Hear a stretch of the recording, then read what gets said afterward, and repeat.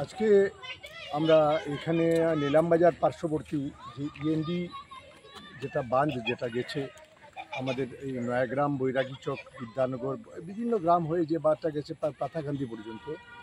এই বাঁধটা প্রত্যেক বছর যখন ইয়ে হয়, ফ্লাড আসে, তখন ফ্লাডের সময় এটা জলমগ্ন হওয়ার বা বাঁধ ভাঙার সমস্যা থাকে। আর এই বাঁধের এই রাস্তাটা একটা বিকল্প রাস্তা হিসাবে এই বেশ কয়েকটা গ্রাম এটা ব্যবহার করে। কিন্তু আশ্চর্যের বিষয় যে এটা জল জীবন মিশন কি না কি সেটা জানি না। এখানকার দেখেন একটা পাইপ গেড়েছে, সেটা নদীতে গেছে কাউকে না বলে। এই বাঁধ কাটার অধিকারটা সেই কন্ট্রাক্টরকে কে দিল আমরা জানি না।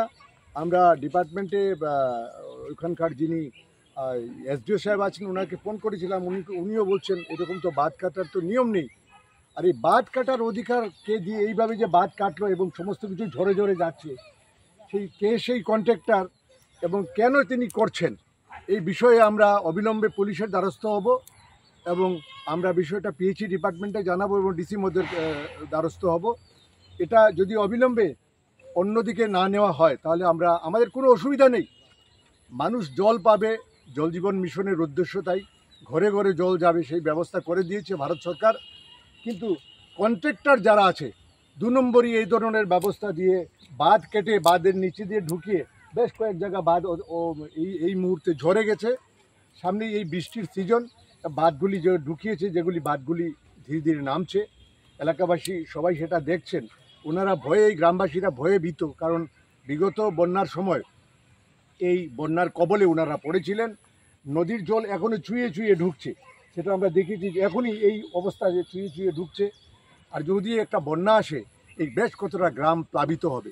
এই কন্ট্রাক্টর মহোদয় যে কাজটা করেছেন, এই যে নিলামবাজার পার্শ্ববর্তী বৈরাগীচক গ্রামের পাশ দিয়ে লঙ্গাই নদীতে যে গেছে, যে পাইপটা গেল, সেই এটা নাকি সামনের দিকে পূর্ব দিকে বিনোদিনী পর্যন্ত সেটা প্রসারণ করা হবে শুনেছি, জলটা সেখান থেকে তোলা হবে। কিন্তু সেই সঠিকভাবে ব্যবস্থা নিয়ে নিচ দিকে কেন করা হলো না? বাঁধ কেন কাটা হলো? বাঁধ কাটার অধিকার কে দিল? বাঁধটা সুরক্ষার জন্য বাঁধ কেন দেওয়া হয়? বাঁধ দেওয়া হয় মানুষকে একটা সুরক্ষা, এবং যদি বন্যার কবলে যাতে মানুষ না পড়ে। তিনি এটা কি করলেন? সেটা দুরূহ একটা অন্যায় কাজ করেছেন। এটা আইন অনুযায়ী ওনাকে অ্যারেস্ট করতে লাগে। আমি অবিলম্বে এটা দাবি জানাচ্ছি যাতে অবিলম্বে এই কন্ট্রাক্টর মহোদয়কে অ্যারেস্ট করা হয় এবং এই যাতে সম্পূর্ণভাবে কাজ নতুনভাবে যাতে করা হয়। এবং সেই সাথে এক্সিকিউটিভ ইঞ্জিনিয়ার যিনি এবি দাস মহোদয়, ওনারও আমি টেলিফোনে যোগাযোগ করব। ওনার কাছে দৃষ্টি আকর্ষণ করছি যে ব্যক্তিগতভাবে উনি এবং ওনার অন্যান্য ইঞ্জিনিয়ারদের নিয়ে সেটা পরিদর্শন করুন এবং নিজে প্রত্যক্ষ করুন। এবং সেই সাথে ইএনডি ডিপার্টমেন্টের লোকদের বলবো, কেন ওনারা বসে রয়েছেন? ওনারা কি দেখতে পাচ্ছেন না গ্রামের লোকেরা কীভাবে ভয়ভীত হয়ে রয়েছে? এত দুঃসাহস কিভাবে হলো?